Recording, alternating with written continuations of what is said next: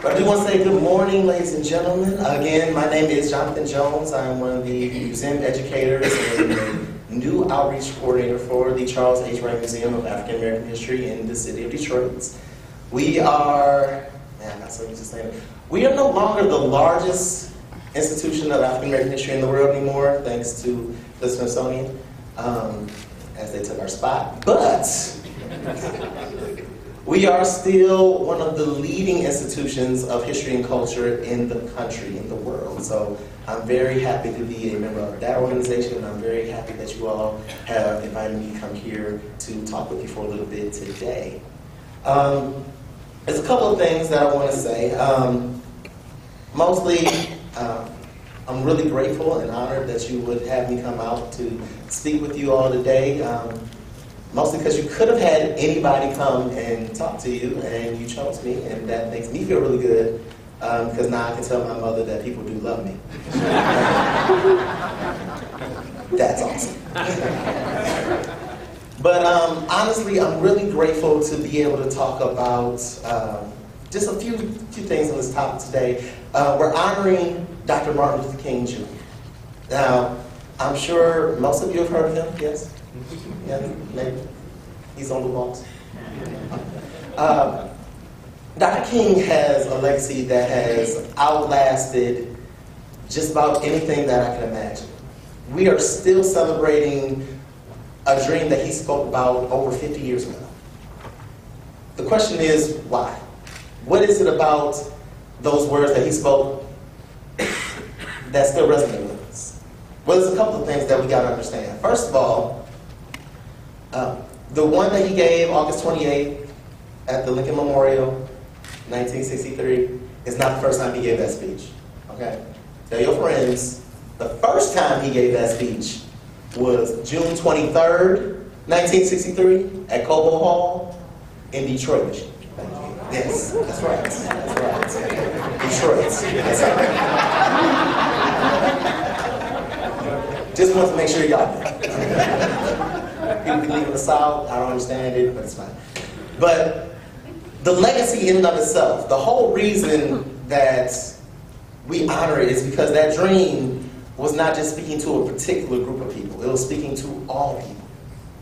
He said a lot of things in that speech, but one of the main things that he said was, I'm looking forward to the day where my children can play with other children and no one is judged by the color of their skin, that they're judged by the content of their character. We honor Dr. King so much because while he was an avid fighter and believer for truth and justice and equality across the board, he didn't physically fight.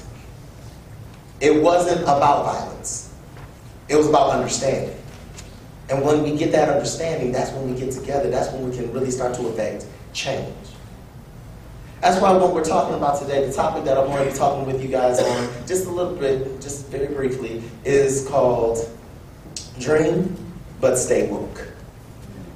Now the thing is, if you've been hanging out with any youth in the last couple of years, woke is like the statement of this generation. Like, hey man, you ain't woke, man. You gotta stay woke, man. You know what I'm saying? You gotta be woke. You're like, what does that even mean? What are you talking about? And like, well, I'm just saying, man. You know what I'm saying? Like, you ain't woke. Like, what is that? What are you talking about? So there's a movie and a song that came out this past year. It was called, the movie was called Get Out.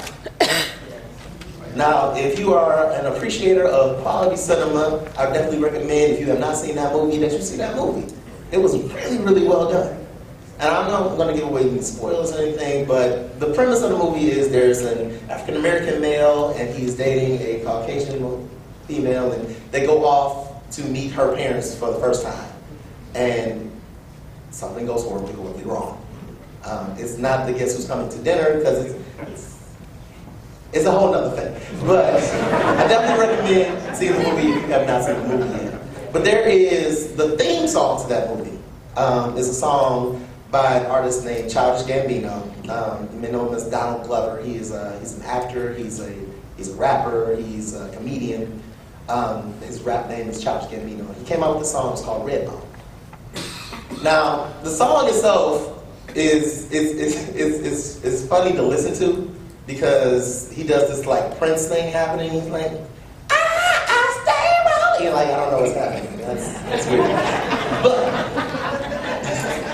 it's like if you hear him talk and then you hear the song, you're like, maybe not. But I lost my spot. Here we go. Got it. So some of the lyrics to the song are, but stay woke. People creeping. They gonna find you. Gonna catch you sleeping. Don't close your eyes. So when I started thinking about the theme of today, and I started thinking about the words to that song, the reality of it is, that sounds like a daydream. I know we've all daydreamed at some point. I know when I was little, I had many, many fantasies of being a superhero. I researched it. I thought I could get superpowers. Most of that would just kill me. And that's not, it's always radiation. I don't know.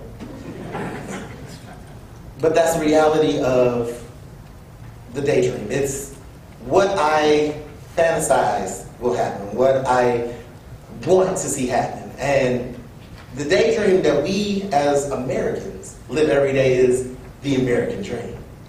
Life, liberty, and the pursuit of happiness. Equality for all. Now that seems like those go right together, right? They go hand in hand. But the reality of our country is that we have had a very rough road trying to get to the life, liberty, and pursuit of happiness for all. And a lot of people say, well, it's because, we live in a really racist country, man. If we were someplace else, it wouldn't be this bad because it's the racism, man. It's the racism. And I'm not going to deny that racism is a real thing that does exist. But the real reality is that racism is not the cause of the issues that we see. Racism is a symptom of the causes that we see. The actual root cause to what has taken us on this journey in this country is and always has been greed. Take it back to the inception of this country. One of the primary factors that got this country established, that got us our finances, got us stabilized as a nation, was the transatlantic slave trade. And if you really study that trade, you'll realize that it wasn't about the bodies. It was about the labor. We want this product, and we need the people that know how to do it. Now, my options, if I don't know how to do it, are have somebody teach me or pay somebody to do it. But if I have somebody teach me, then I got to do the work. I don't want to do the work. I'm lazy. Or I could have a partnership. I'll pay you, you make the product, we get paid. But that's when greed steps in.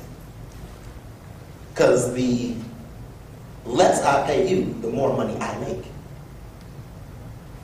Until you realize, well, if I could just make you do the work, I get all the money, right? That's the reality. That was how this started. I want this labor. I don't want to pay for it. But it's not enough for me to say, well, I gotta find a way to justify this. So I'm just gonna say, well, you're inferior to me, so that's why you have to work for free and I get the money.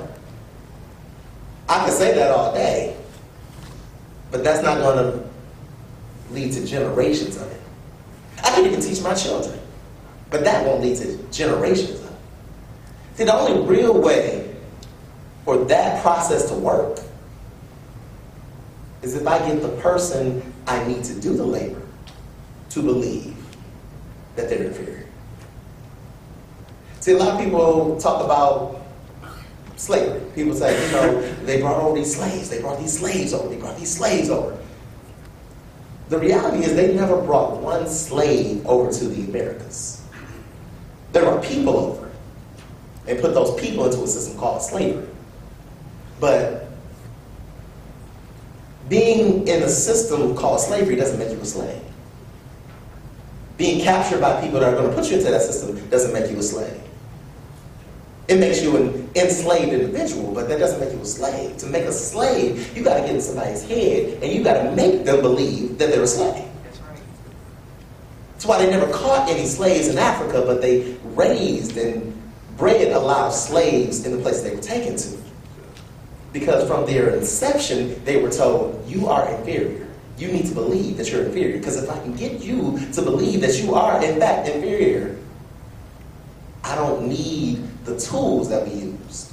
I don't need the chains and the whips and the shackles. Because I'm in your head. So now we end the slave trade, right? And now we're saying equality is in existence for everybody, right? Except we've already established there is a set hierarchy. And if you start to equate that, those that were in the positions of authority and power start to feel oppressed. See, because the other reality is equality to people of privilege looks like discrimination. Because they always had the privilege. If I was set with the authority to split up some money. Here's an example, actually, that my brother gave me. It was really cool. We got $10, and there's 10 people. Now, in a communistic society, we would say, okay, that's $1 per person. $10, 10 people, everybody's $1. But in a capitalistic society, we say, get as much of that $10 as you can. So somebody out of that 10 ends up snatching up $5. And then another person ends up snatching up $2.50. But the other $2.50 has to be divided amongst the other 8. Now, of course, we want to leave a legacy for the next generation. So the person that had the 5 then leaves the 5 for the next generation. And the person that had the $2.50 leaves the $2.50 for the person of the next generation. And the divvied up part has to go to those next generations. But those next generations started with the amounts that they started with. So generation after generation comes down the line, you eventually come back to, okay, well, you know, you with the $5, we're going to take one of your dollars and break that up and redistribute that amongst the 8, just to try to get them on the, you know, a little bit more equal, right? But a person that has always had the $5, well, you're discriminating against me. You're oppressing me. Why are you taking away from me? I didn't do anything. This is what I always had. It becomes generational. And that is where we get stuck. Because we say we want to affect change, but we're only looking at the change from our perspective. To really affect change, you have to understand the other person's perspective. I'll give you another example. I was a political science major in college, and my freshman year, I was walking around Michigan State's campus. I went to the Union, and I found out that there was a multicultural center in the Union. I had never been so excited about anything in my life. It was like they got posters, they got movies you can rent. And I was like, oh, this okay. So the movie I decided to rent was Rosewood. I don't know if anybody here has ever seen the movie Rosewood, but that movie is not something you want to watch right before you have to be around a whole lot of people that are not like you. The premise of that movie is there was a Caucasian woman that was sleeping around with her husband, and one of the guys she was sleeping around with beat her up, and she didn't want to get found out by her husband, so she proclaimed to the town that she had been assaulted by a black man. And town gets up in arms and they start searching for this black man that doesn't exist. So they start questioning all the other black people in the town, and they start torturing and killing some of the other black people in the town until the entire town is burned to the ground, looking for a person that doesn't exist. All based on this lie. This is the movie that I decided to watch right before I had to go to my political science 100 class, where I was the only male of color in the entire 500-person lecture. There had to be about 89% Caucasian males, about 15%, not 15, maybe like 8% Caucasian females, me, and then so I'm in the class, and from my perspective in that moment, every last person was the enemy. I tried to answer every question in the class, whether I knew the answer or not. And every time I was not called, I'm like, why you skipping over me, man? If my answer's not good enough to you don't like the way I answer the question, I'm like, why are you so hostile? Because of what I had just experienced before I got to the class. But the people in the class didn't know what I had experienced right before I got to the class. And they had not really even heard from me before. So for the next 4 years, at least half of that class would see me around campus and be like, oh, that's that angry black guy. Now I'm the angry black guy. But if they had seen what I had seen, if they knew what I felt, understanding could have taken place. If I had decided to take a step back, calm down for a second, and really analyze the situation, have a discussion, I could have enlightened some people. But at the moment you come at someone hostile, they're not listening to you anymore. They're not paying attention to you anymore.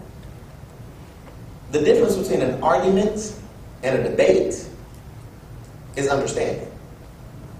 When you sit in a debate, the person is allowed to say what they're going to say, and then I'm allowed to say what I'm going to say, and then I get to have a rebuttal, but we're listening to each other.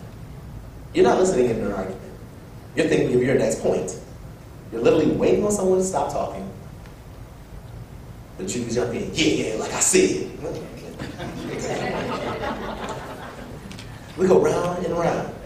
One of the things, my dad was an avid believer in arguing. Like just, oh my gosh, I've never met someone that enjoyed arguing so much. And I'm not the type to argue. I would just walk away. My mom, she's very passive aggressive. So he'd be like, ah, she's like, I don't know why he's saying that. It's like, what are you saying? So the only person that would engage in these arguments was my brother. And the only person I knew in the world that could push my brother's buttons was my dad. Because he knew the topics that would get him hot and bothered. He was like, yes, here comes the argument. And he's listening, and he's like, I just want to say my point. My brother is not listening anymore. We can't come to an understanding. We can't come to an agreement. We can't progress. We're just going to keep going around in circles. So how do we actually progress? We have to learn. We have to pay attention. We have to listen. And then we have to act. We look at Martin Luther King Day for years upon years. Most of my life, it was just a day off. You know, it was like, we get to have one day off. I get to sleep in. I'm gonna get to, like, when I was little, I'd be like, we want to turn on Morgan Mindy. It's the best morning ever. It's like, maybe my mom will make pancakes. This is gonna be awesome. As I got older, I encountered more and more individuals that were like, you know, I'm going to this program. But I'm like, hi, why would you get up? We get to sleep. This is amazing. No. Because Martin Luther King Day is not a vacation day. The real purpose of this day is to engage Engage in a discussion. Engage in a talk. Engage with some people that you might not normally engage with. Understand their perspective. We say all the time that we live in the greatest country in the world. Like you turn on the news, you turn on a talk show, that's across the board. It was like, oh, we're the greatest country in the world. And from some perspectives, we are. And from some perspectives, we're really not. The thing about our country is that we do have the potential to be the greatest country in the world. But we have to start acting as one. The real premise of this day is to ignite unity. The real power behind the words that Dr. King spoke and the actions that he took was the unity that created that power. If you look across genres and generations, what you're going to notice is that there have not been one major change that's ever occurred that didn't require people that don't necessarily think alike, look alike, or come from the same place working together to make that happen. We credit Dr. King, we credit Malcolm X, we credit Rosa Parks, we credit Thurgood Marshall, we credit a lot of individuals for civil rights movement. We credit a lot of individuals for making great progression and breaking down barriers. But if you really study what they did, nobody did it alone. There was another woman, and yes, I do keep bringing up Detroit because that's where I'm from, and I'm about that life. There was a woman, she was an Italian woman. Her name was Viola Elizabeth. She was at home in Detroit and was watching TV.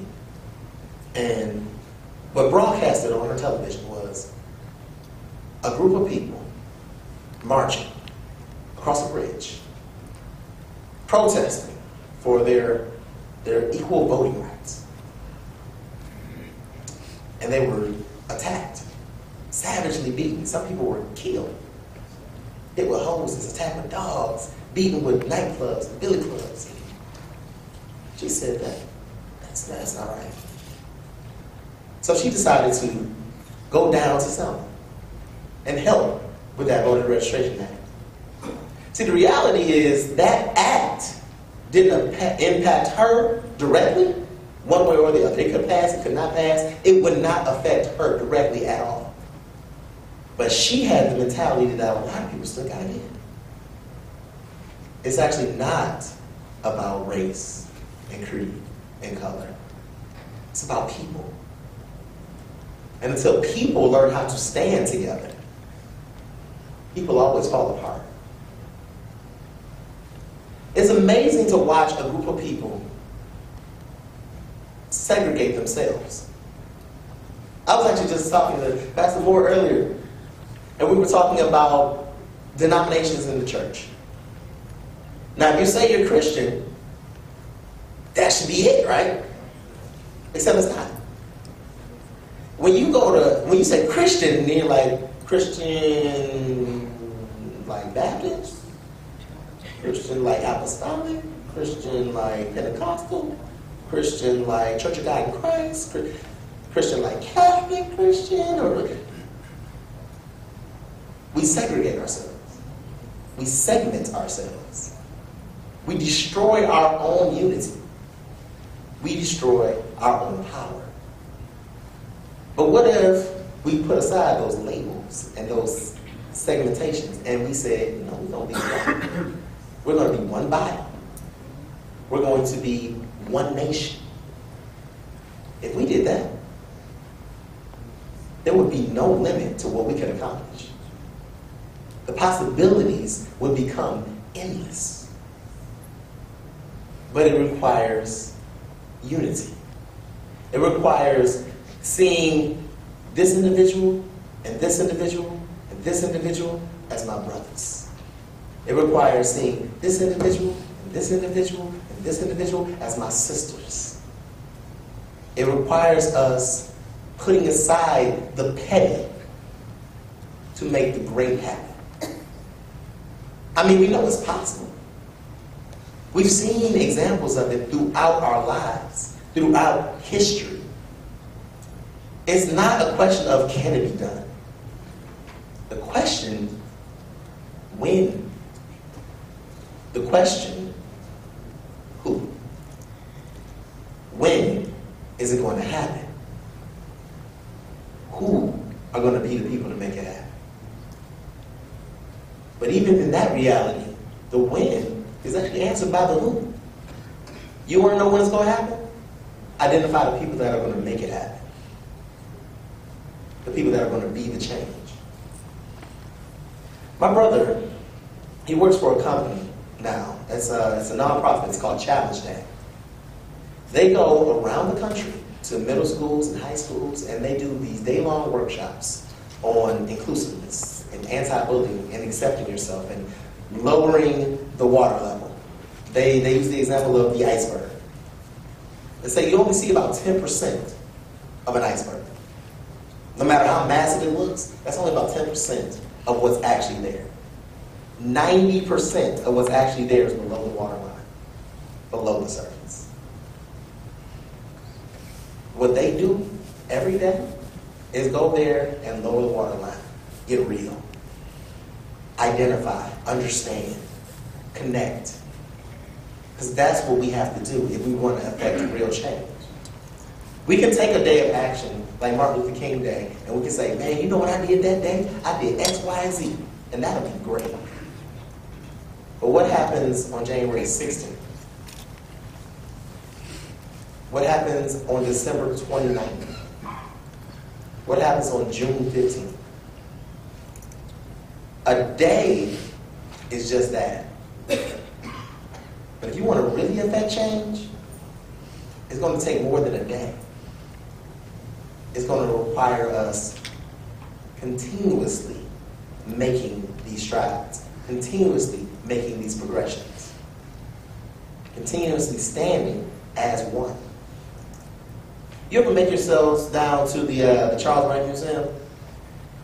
You're going to see in the core exhibition, the Still We Rise exhibition, the one that takes you through the journey from Africa to present day. At the very last gallery, there is a mosaic. It is over 5,000 pictures of individuals that live in the city of Detroit. Placed together in a strategic way that when you step back from it, you get to see downtown Detroit. The Renaissance Center and the Fisher Building, surrounding neighborhoods. What is amazing about that mosaic is that while there are over 5,000 small little pictures, without each and every one of those little pictures, you don't get to see that thing. And that's how everything works. Communities, organizations, nations. To see things rise, to see things stand, we have to stand united. We have to stand as one. So the question, who? Who's it going to be? Every last person in this room has an opportunity. Every last person in this room has a position of power to affect change. It doesn't have to be a grand, I am organizing a march down Main Street. Your change might be, I volunteer at the soup kitchen every Wednesday. Your change might be, I don't cross the street every time a man of color is walking towards me that I don't know. Let's be real honest. Everybody crosses the street when a man of color we don't know is approaching. I cross the street when a man of color is approaching and I don't know. I had a time when me and the guy crossed the street. I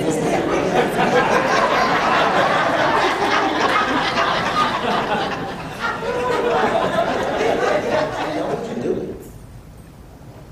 We've already started. If you weren't in a mindset that was willing to, you wouldn't be here today. You all have other things that you could be doing at this exact moment. I had to get up at 3 o'clock this morning so I could get here. It was a long drive. But well worth it. Because I get to experience a group of people that want to affect change. That in fact, in your positions, in your lives, are affecting change. It doesn't take much. It just takes consistency. Each individual doing their part creates a ripple effect. You guys have heard of the butterfly effect, right? They say, you go back in prehistoric times, you step on a butterfly, you ripple throughout time, changes the whole course of history, right? This is the time to create the ripple that's going to change the course of history. We know it's possible. Only question is, who? Who are going to be the ones to affect it? The real question when it comes down to it, at the end of the day, are we going to be among those people? But the real reality, the only person that can answer that question is you. As for me, that's something I think about every day. So continue to remember, as I close today, only thing that we have is now. This is the moment that we have. Because once it's gone, it's gone. That's a reality that I had to come to in a really hard way a couple of months ago. Because my dad passed away the week before Thanksgiving. We have this moment now. I don't have any regrets about my time with my dad because we made the most of the time that we had. The question is, are we going to make the most of the time that we have? We shall overcome. We shall overcome. We shall overcome someday. Oh, deep in my heart, I do believe we shall overcome someday. Let's overcome.